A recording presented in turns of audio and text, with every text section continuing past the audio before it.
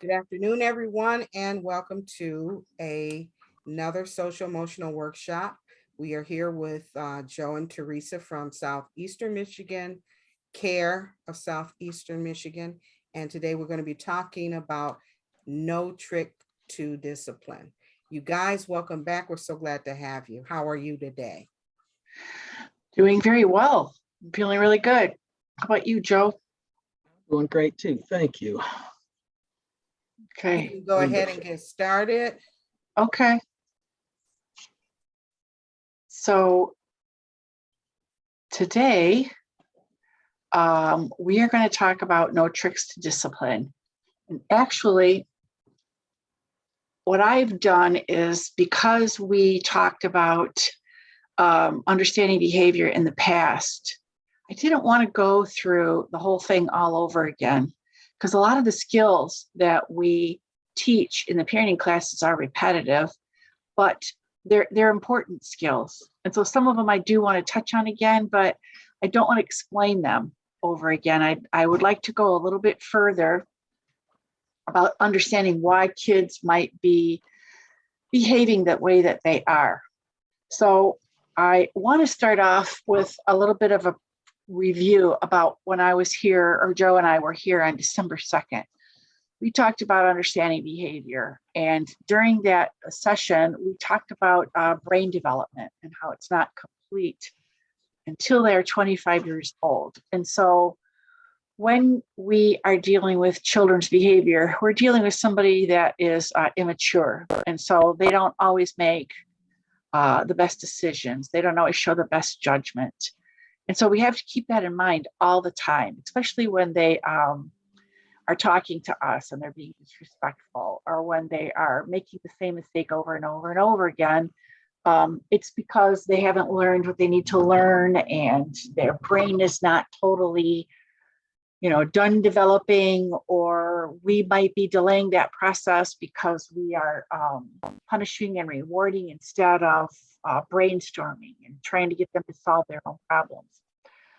We also talked about parenting styles and how our parenting styles will affect the behavior of our kids. The only thing that we have any kind of control over is our reaction. When an event comes up, how do we react to it? Because there's going to be a certain kind of outcome. And so what do we want to do, and how do we want to react to get a different behavior? So we talked about the dictator. And the dictator is represented by that inflexible, immovable circle. It's my way or the highway. And so a lot of times you might get a child who is a rebel because of that, because they don't want to be told what to do.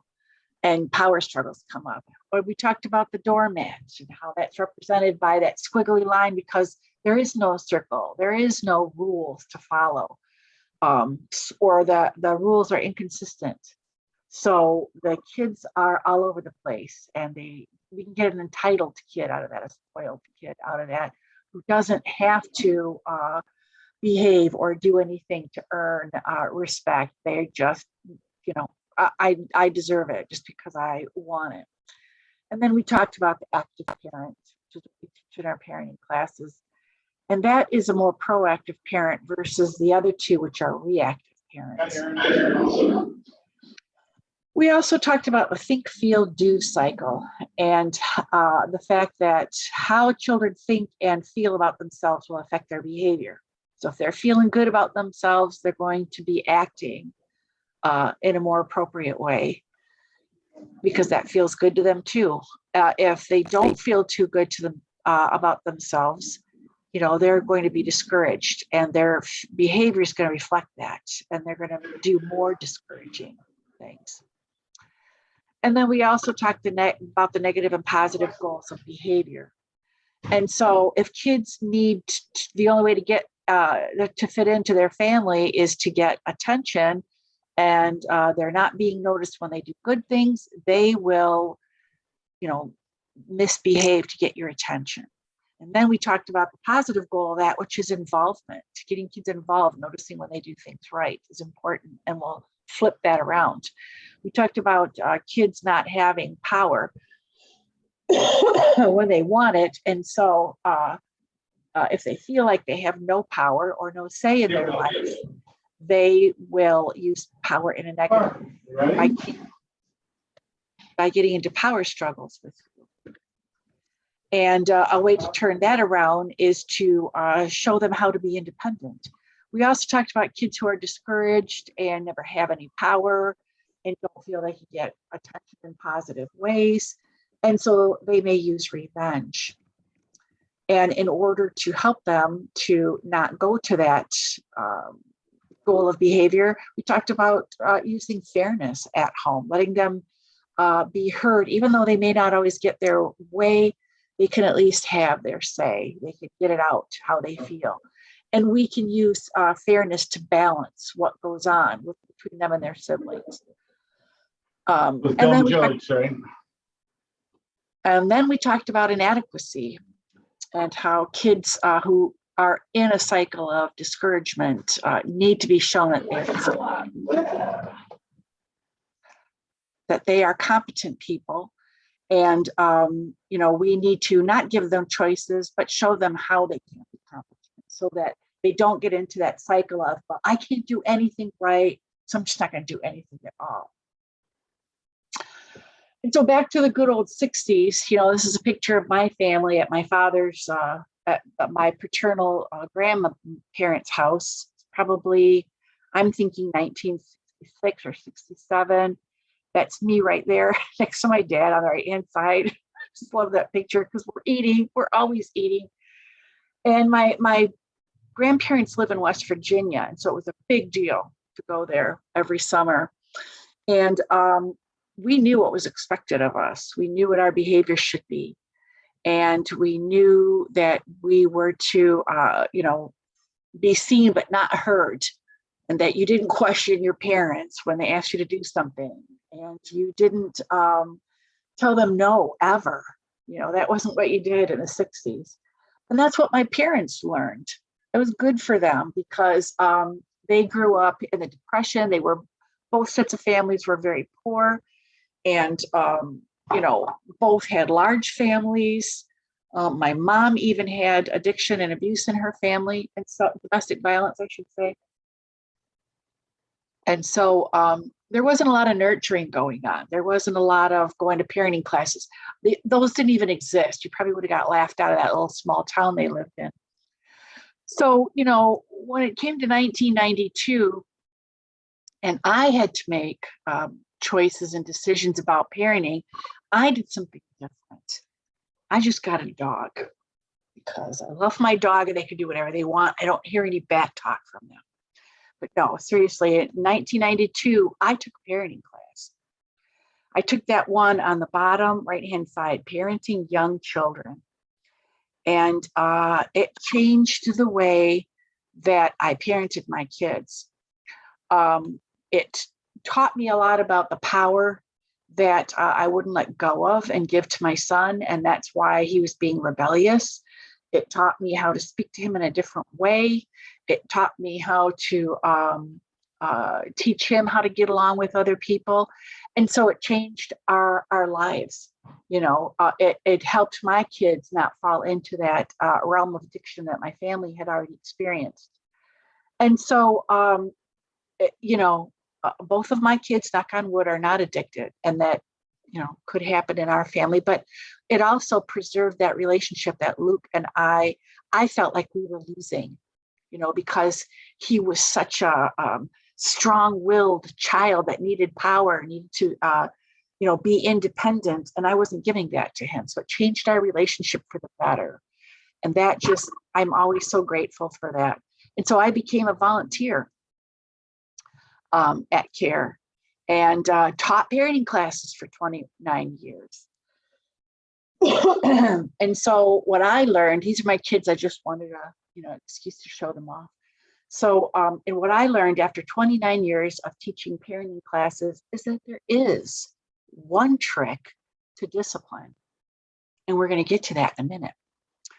And that trick is what kept our family saying during those years that they were growing up. And it kept us, speaking to each other kindly. But we're going to talk more about that later. But I want to talk about all the different components that could get to that. So whenever I talk to parents, about parenting, I say to them, what is the problem? What's the one big problem that you always have with your kids? What are you here for? What do you want to get out of this class? And a lot of kids will ask, or a lot of parents will ask me, things about their personality, about why they do what they do. And so what I try to get them to do is to, first of all, list some characteristics that you would like your child to have, because that's what they did in our class. And that's where I learned that I wanted my son to be a patient person and to be kind, And so I would like to ask those people that are here, if you would put in the chat, just give me one or two characteristics that you would like to see your child have when they're ready to go out in the world and they're ready to be adults at 18. What characteristics would you like them to have? Just one or two things. You don't have to give me a big, huge list, because I have a feeling I know what you're going to say. Could be things that you admire in other people, traits that are important to you that you think, Joyce, I'd love to be that kind of person, or I'd love my kids to be that way. And so one person said honesty. Yeah, honesty is important. And we usually always, it's funny, we always, even though all these parents don't know each other and it's been 29 years, they always give us the same list. Basically, they want kids who have integrity and honesty, who say what they mean and mean what they say. They want their kids to be kind and giving. They want them to be motivated, to help out around the house, be cooperative, be self-starters. They want them to be reliable, responsible, and accountable. And caring. Yeah, that's not on here, but caring is an important one too. They're looking for all those things. And I don't blame them. Those are the same exact things that I had on my list 29 years ago, and probably on Joe's list. So that's how we start our parenting classes, by asking that question, because we want parents to focus on that. When they hear parenting skills that they're not really sure of, like, this will never work for my kid, we want them to see this every night when they come in, or every week when they come in. And one of the things that I ask them after I do this is, are you guys all those things all the time? And some parents will be very honest and they'll say no. Sometimes I'm not, very kind. Sometimes I'm not motivated and I just want to lay around in my pajamas all day. Or sometimes, I don't feel like I want to be responsible, and that's just normal. That's the way people are. And there's nothing, that's just the human nature. But then I ask them, where are your kids going to get this stuff? Where do they get these characteristics?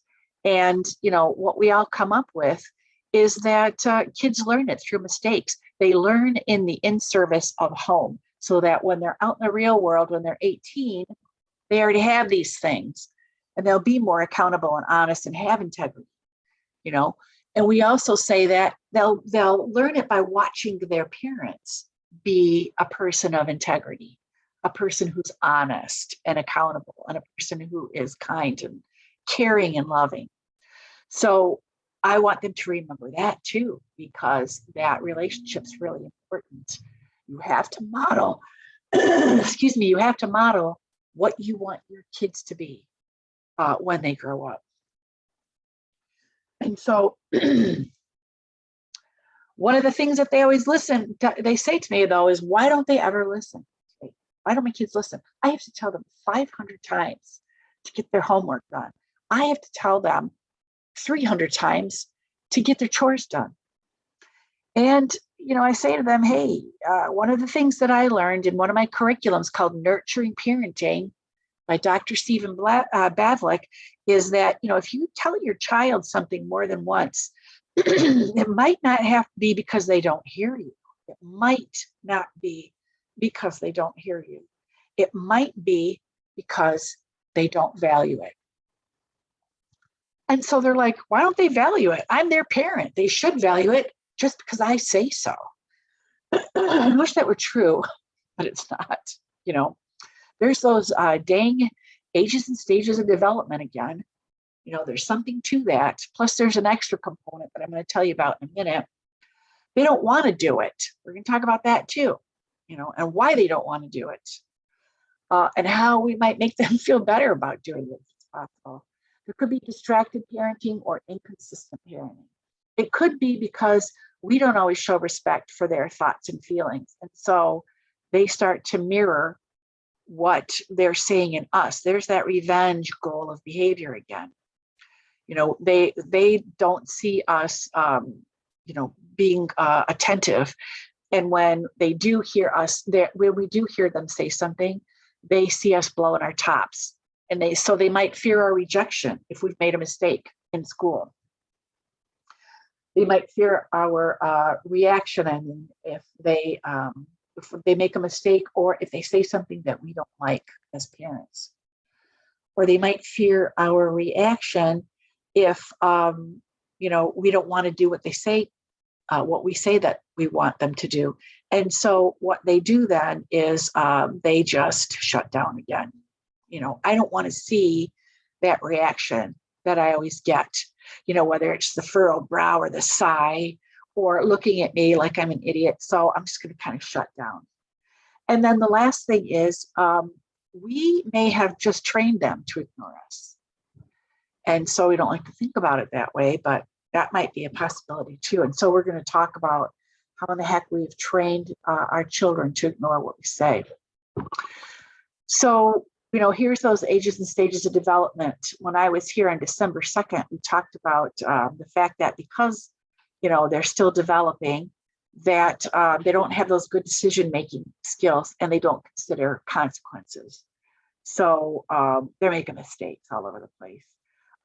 They don't know how to regulate their emotions, and they're not very empathic. And they don't realize that this is a problem. So they're not very self-aware. But also, there's a fact that you might not know is that the auditory system isn't fully developed until kids are about 14 years old. And so what that means is that's why I stress that word, they might not hear us, because maybe they may not hear us. Their brain and their brains and their auditory system aren't making all those connections until they're 14. And so they're not hearing it the way that we're saying it, or they're not hearing everything that we're saying. And so one of the things that we can do is make sure that we make eye connection with them, eye contact, so that they're looking at us, because watching us talk to them and listening to them, to us talk to them, fills in those gaps that they're not hearing because of that underdeveloped auditory system. So once we have their attention, maybe we have to say their name, we have to talk slowly or more slower and a little bit louder so they can hear it. And then, just to cap it off, if it's a very important subject, we might ask them to repeat it back to us.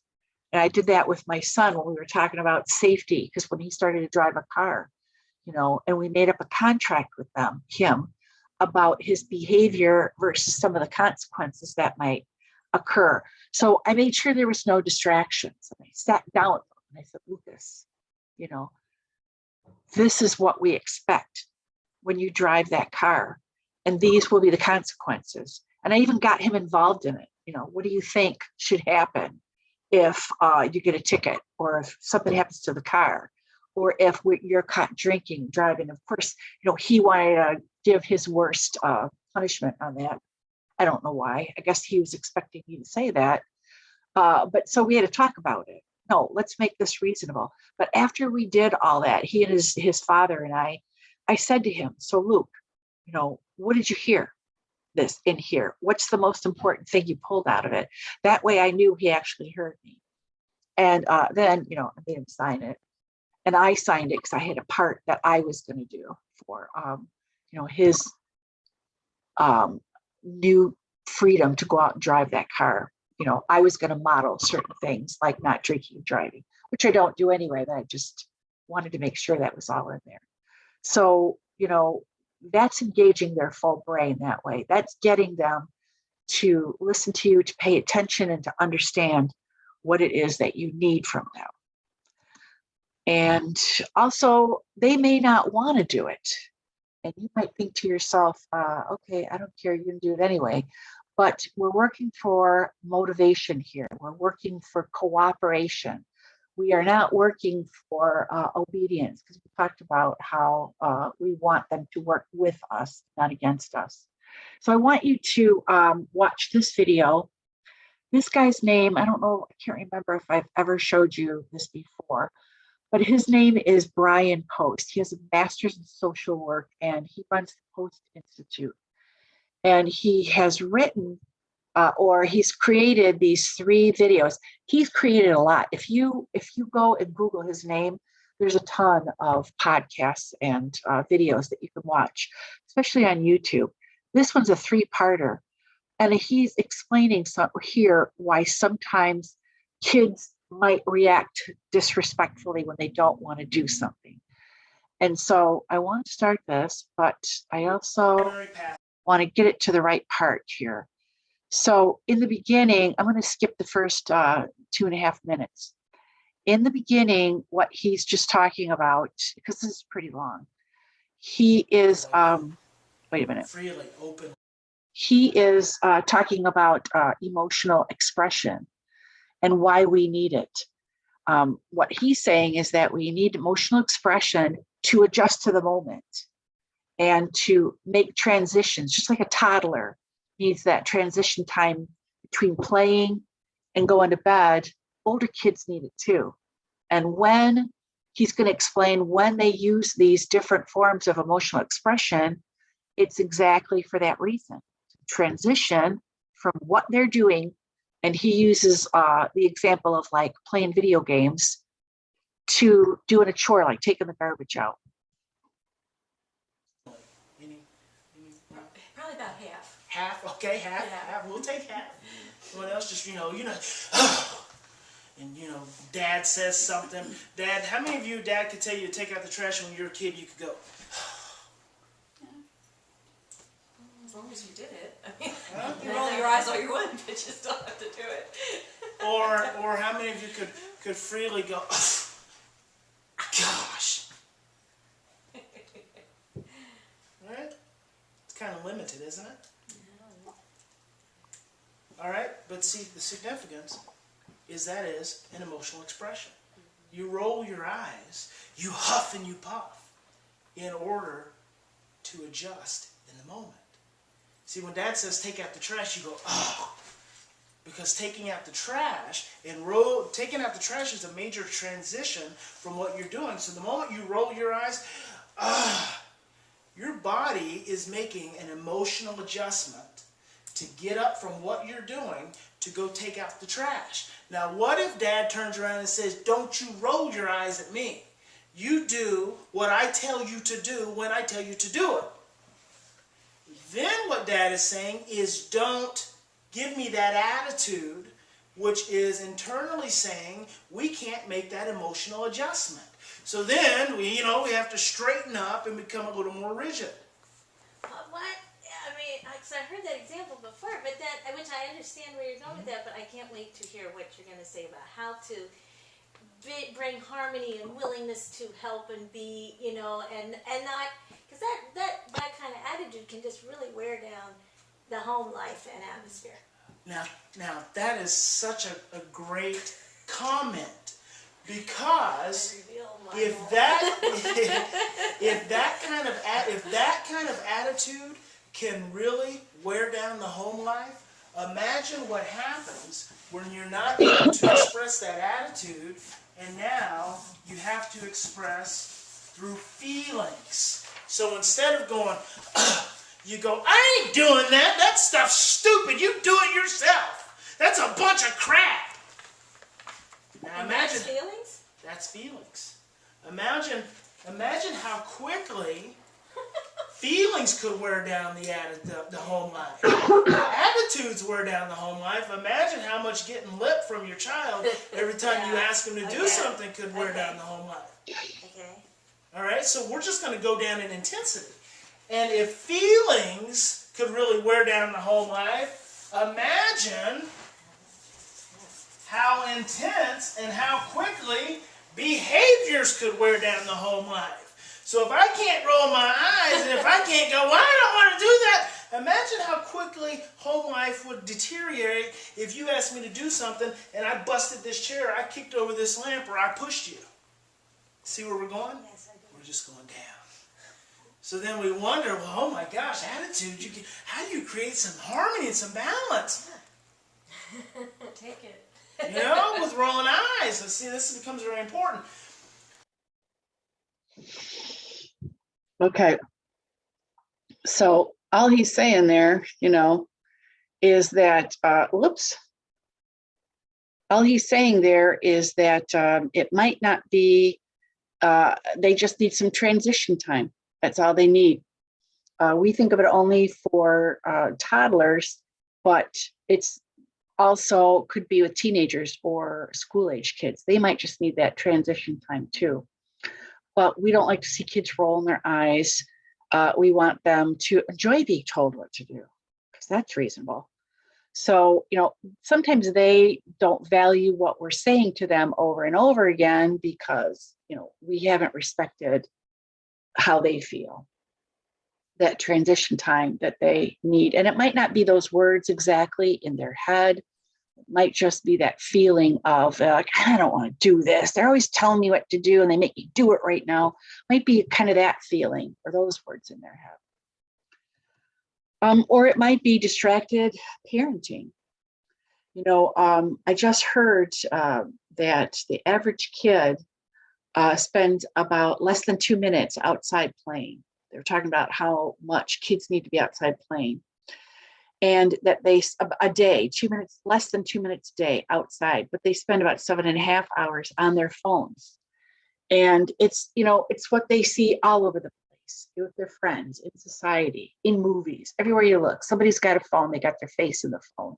It's so weird to watch a movie from, 1980, 1990 and not seeing people put their faces in phones. It just seems like a strange thing to watch.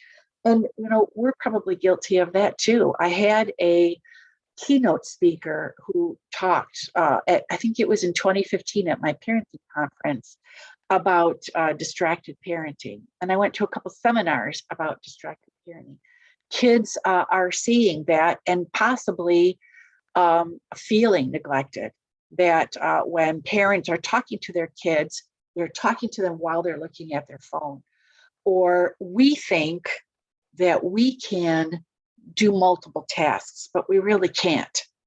There is no way that your brain can do more than one thing. It feels like it, but something is going to suffer when we're doing more than one task at a time. And so if you're looking at your phone and you're scrolling on it and your kids are talking to you, then it's possible that you're missing what they're saying. And they realize that. They know that you are, because you're not responding the right way. You're not looking at them. And so, or you might be like that parent on the bottom who is just, got so many things going on at one time that sitting down and listening to their child and talking to them is not something that they have a whole lot of time to do. So listening is about, stopping what you're doing, putting that phone down. That's not that important anyway. Make eye contact, pay attention, and sit calmly. And if you can't, because you're like that mom in the bottom picture, frying up the bacon, looking for a plate to put it on, just, at least be respectful enough to say, hey, I can't pay attention right now and give you my full attention, which is what I want to do. So give me about 5 minutes, 10 minutes to get this all put away. Then I'll come out in the living room or in your bedroom and we'll talk. Because, we do that for our friends if we couldn't pay attention to them right away. And then once you're sitting there talking to them, keep an open mind and hear them out. And don't be judgmental. We don't have to like or approve of what they're saying, but at least, we should let them have their say, hear them out what they wanted, what they're talking about, and focus on what's being said so that you can pick out how they're feeling and you can get the message behind what they're actually saying to you. Because if you take the time to do this and listen to the little stuff, then they're going to come to you for the big stuff, because their friends will do all that. Their friends will make eye contact and pay attention and keep an open mind. Their friends will not be judgmental. And so again, then we'll have them going to somebody else instead of us when it's something big and important to talk about. So yeah, you can't pay attention to every little thing that they say, but we can let them know that, and we can ask them to be a little patient with us. Do as you say and say as you do. So, one of the things that kids don't value, or one of the reasons why they don't value what's being said or the rules, is because, we might be inconsistently parenting them. Some days we might have hard and fast rules, lots of rules, and then the next day, oh, I'm too tired, I don't want to deal with this. If you don't want to go to bed when you're supposed to, go ahead and stay up, I don't care. Get your homework done or don't get it done, I don't care. I've got things to do too. I've got this book to finish. So we have to be consistent in our parenting. And we have to, one of the things that helps with that is not to have a lot of rules. Some parents create rules every time their kids do something wrong, instead of sitting down and saying, these are the rules that we have. Do you want any input on them? What have you got to say about this? And base them on safety and respect. If you can do those two things, you've probably got most of everything covered anyway. That way you have a time to be more consistent with what you say and the rules that you have in your house. And so that way it doesn't become invaluable to your children, because they can see that it is valuable to you. And so sometimes that's even going to require us putting on our big girl pants or our big boy pants and saying, yeah, I'm beat, but I got to make sure this kid gets their homework done and gets to bed on time, because I'm the grown up here. And again, you're modeling, that perseverance and that motivation, which is what we talked about in the beginning. What characteristics do we want to see in our kids, and how do we think we're going to get them? Consistency helps kids form reliable patterns of behavior. When I talk about parents with picky eaters, I talk about being consistent with when you sit down and eat dinner and lunch and breakfast, because when they're really little, they'll get predictably hungry around those times. Toddlers love consistency and routine, and so do other older kids too, if they're truthful about it. Show respect for your child. It's really important. And these things we might not even be realizing that we're doing, because like this picture illustrates, it might be a pattern that we learned when we were growing up. And we tend to treat sometimes family differently than we do our friends. And so we might be yelling at them without realizing it. You might have that look on your face that you don't mean to have, but you're just tired. And it's, it's at the end of your day, and you're tired too, and you still have to make dinner and clean up afterwards. And so not every problem has to be managed at the point of conflict. You have a right to walk away, calm down, take a few breaths, collect your thoughts, and then come back and talk to that child about what they're doing. And when kids hear yelling and screaming, another way that they show they don't value it is just by shutting down. It's passive aggressive. So if you're not going to respect me, I'm just going to shut down, and I'm going to act like I don't hear you, or that I'm not involved in this, and you'll leave me alone.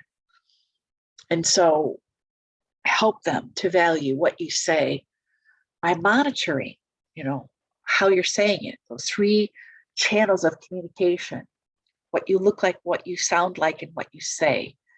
The way you sound and the way you look are the most important. And so if you're upset, you're not going to be aware of your voice sounding really loud and angry. You're not going to be aware that your face might look really angry while you're talking to them. And so you might need that time to go and calm yourself down, take a few deep breaths, and show them, model for them what anger management looks like. And then, the words you say is only 10%. But if you want them to hear that, then, you have to make sure that you sound and you look like somebody who's inviting cooperation. And so when we do have to talk to them because they've done something that makes us upset, we want to communicate how their behavior makes us feel without shaming or blaming. And that's an I message. We've probably even talked about this before. When chores aren't done, I feel frustrated because the house looks like a mess, or because we agreed you would do that. When you come in late, I feel worried because something could have happened to you. And so that way it takes the fear out of it, and it takes the shutdown out of it. And they're more willing to listen to you, because now they can understand why you're upset. They might have been in their emotional brain out having a good time, not even realizing, that the time had sped by. I know that's not an excuse, but when they came home and you said, I felt worried because something could have happened to you, it helps them to learn how to be more empathic, because you just made them go up here, and think about what you've said, versus going back into that emotional brain, because now you're yelling and screaming. So being angry at them is going to cause them to shut down. And when they make mistakes and we're angry at them and do that yelling and screaming, sometimes because their emotional development is not there and their brain development is not there, they might be thinking, you're angry, you don't love me, you hate me. And I know that sounds drastic, but that's that brain development. Just like when there's a stressor, you've heard me say this before, when there's a stressor in the family and they think it's their fault. It's the same thing when they've done something wrong and you get mad and yell. They think they've done something wrong and, now you hate me. And so that's normal because they're self-absorbed, and that'll change as they get older. But we just have to be careful.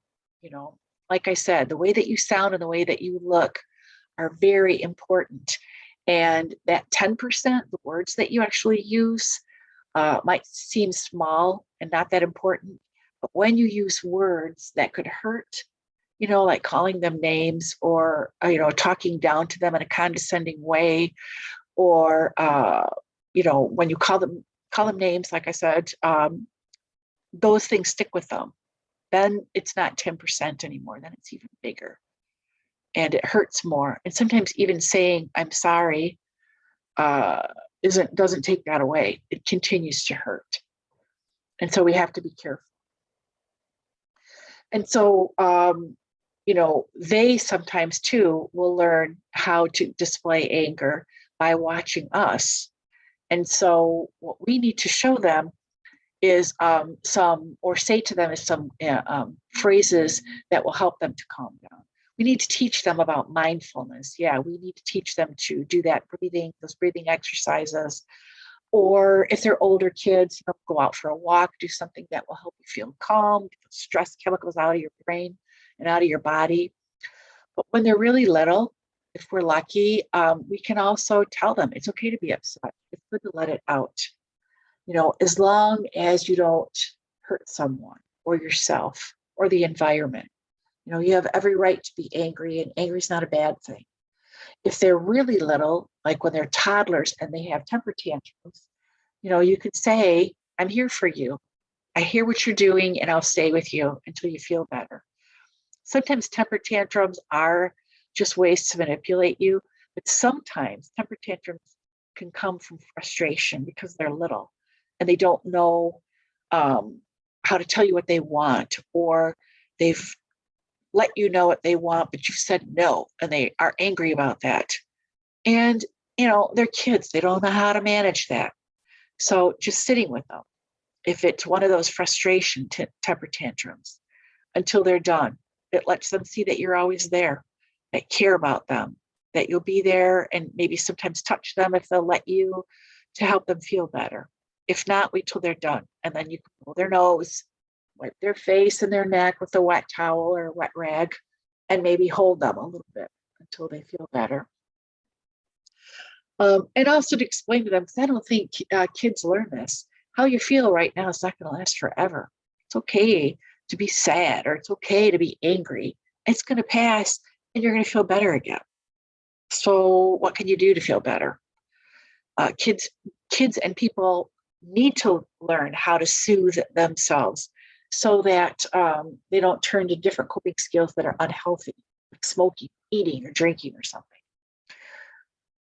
You could also say, let's take a breath, let's take a break. We're upset. I can't talk when we're both upset like this. So let's just sit down, pause for a moment, or go do something that we need to do. And you could start these coaching phrases anytime. Like I said, it's the in service of home. So we're trying to teach them what to do when they get out in the real world. So whether they're 2 years old or 12 or 17, we can still help them with this. It depends on how you approach it when they're older kids, but it can still be done. And then that last part that I talked about, sometimes we've trained them to ignore us. We get in this habit of repeating ourselves over and over and over again. And, kids aren't learning anything from that. Or if they're learning anything, it might be that you don't really mean it unless you've said it 5 times. I can wait. She's only said it once. I've still got 4 more times before she really gets mad, comes in here and starts yelling at me for not turning off the PlayStation. So we have to have that integrity that I say what I mean and I mean what I say. So we ask them once. And we might even use an I message the second time. Hey, when I ask you to shut off the gaming station and you don't feel really frustrated because we're waiting for you to come eat dinner with us. And then, you might need to add a consequence in there. Look, you can either turn that off yourself or I'll do it for you. You decide, and then move on it. The whole time, making sure you have their eye contact. Usually if you make that eye contact and say, can you please come and eat with us, turn this off and come and eat with us, that might work, or hearing why it's important. You might not even realize it's 6 o'clock in dinner time. And if not, then you make your move, okay, you can either turn that off or I'll do it. Or, I know a lot of people like 1, 2, 3 magic, but I never understood that concept either. Why are we counting? What's going to happen? Is that a fear-based thing? Why don't we just say, give that toddler transition time and then say, hey, you can either put your shoes on or I'll do it for you. You decide. So, don't repeat and teach them that you don't have to listen to me. Say what you mean and mean what you say. Have that integrity that we talked about in the first slide. So that's what the real trick to discipline is all about. It's to be honest with yourself about yourself. Are you doing all those things that you want to see in your child?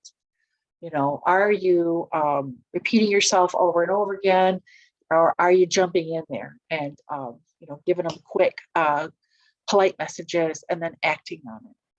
Show them that they can be responsible for their actions when you are responsible. Every strategy is only as good as the relationship it's built on. And so that's the trick to discipline, is to, be honest with yourself and build on that relationship. Because I had an old boss one time who said to me, listen, you can take all the parenting classes you want. You can use all the validating and consequences that you want. But if that child doesn't feel respected, and that child doesn't feel a part of the group and loved, that relationship has something missing in it. And you've got to go back and fix that before anything else is going to work. So all these are great tools that we've given you. But you got to make sure that they're based, in a good relationship and in respectful communication. So I know we don't have that many people with us today, but is there any questions about anything that we talked about here today? Anything I can help with? You can put it in the chat if you want to. Theresa, I do have a question. Okay. You're saying that children, they're not fully developed until they're 25. They're prefrontal Cortex, yeah, whatever cortex. that is. Yeah. Yeah. Part of that doesn't develop until 25. And so that is why they respond in the irrational ways that they do when you request something, when you ask something, that's why. And so my question is, if they don't fully develop until they're 25 and you provide them with the various options and choices when they display dis disobedience or whatever, how can you encourage them to choose wisely or the correct way if they're not developed? How can that be an expectation for them to choose correctly if it's not developed? Well, it's not developed till 25, but they do have opportunities to go up here and use that if we provide those opportunities. And so, but what we usually do is we're either hovering and helicoptering, which keeps them in that emotional brain, or we're punishing, which keeps them in that emotional brain. So they don't know how to make choices. So we first of all have to give them problems to solve. Not every problem's ours, but when we do sit down with them, we go through a brainstorming process. We use that I message. We use that reflective listening, that validating, so that we know what the problem is before the train leaves the station. We're all in the same place. Then we start saying, look, I can see that it really upset you. So what would you like to do differently? Now, they still might be in their emotional brain because they're upset. So we might say, I get it. Typical person needs 3 minutes to answer a question anyway. So why don't you go, calm down. We'll talk about this after dinner or later tonight when you feel more calm. So you've got to be able to give them that time, and you've got to be patient to give them that time. Then once they come back, then you can talk over, if they have at least one idea, that's perfect. If they have more than that, that's wonderful. That's frosting. But, even one idea, and maybe you have an idea and you talk about those. That's how, and then you let them do that. Even if you think that their idea, if that's the one they choose, will not work, you let them do it anyway. You could talk them through it. Well, what do you think will happen if you do that? And so they might not be seeing it clearly because they're still young. They're in that emotional brain. So you might say, hey, okay, let's give that a try. We'll give it a try for a couple of days, or till the next card market, whatever, because it is an in-service and you want them to learn. You already know how it's going to turn out, but you want them to learn this is not a good idea. I got to go back to the drawing board. Then you try it all over again. You've probably already got the solution up here. You know it. But if you give it to them on a platter, they're not going to learn anything from that. Okay, they will learn. Mom or dad will always come in and save me. I don't really have to, be involved in this. I don't have to be motivated or accountable. Somebody will save me from this. So yeah, it takes a lot more patience on our part. It takes a little bit more investment in the front end, but hopefully, before they reach the age 25, when they're 17, 18, and all those, important decisions are coming up, they're going to have something to pull out, withdraw from that bank account that you just made for the past 17 years. So yeah, you're probably going to run into some emotional stuff, but we're the grownups. And so we know how to calm down and say, when we're upset, I feel like I feel frustrated because I can't talk to you. So let's just go and calm down and we'll talk again later, something like that. It's a lot of work. That was really good.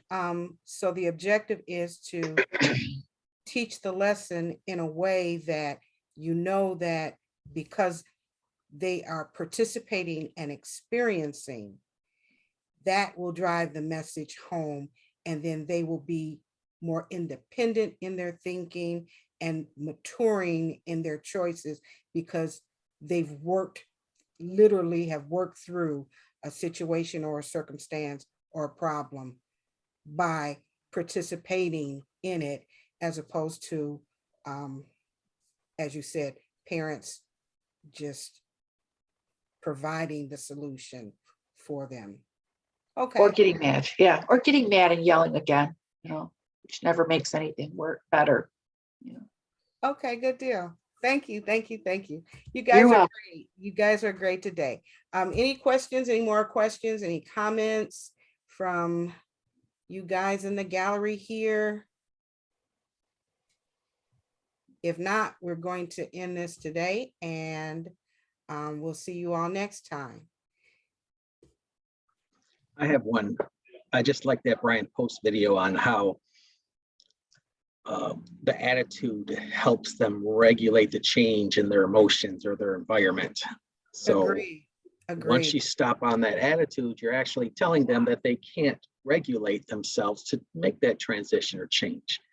And now their feelings are going to come out. And if you tell them that their feelings are wrong, then the behavior leaks out.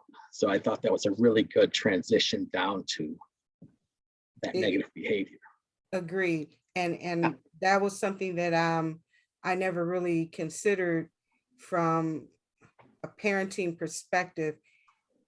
It's not that the person is, and maybe it is, maybe they are saying, I don't want to do it, but that allowing them to make that, breath or the roll of the eyes, because they still comply, so addressing the roll of the eyes or the sighing, Just is opening up another can of worms that you have to deal with. Yeah.